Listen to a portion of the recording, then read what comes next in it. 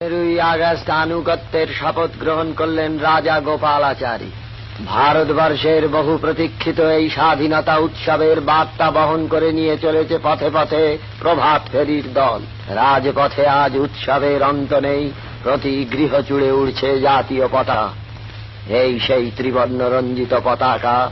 জাগে না আজকে বন্দী শিবিরে উঠেছে সচকিত হয়ে, আজ তারও উচ্চ চূড়ে তোলা হয়েছে জাতীয় পতাকা।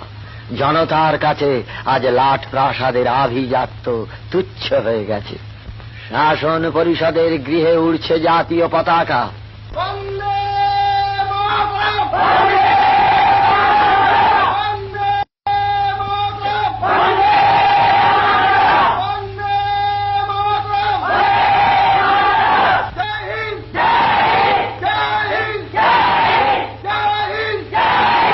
পথের চারিধারে শুধু জাতীয় পতাকার জয়যাত্রা।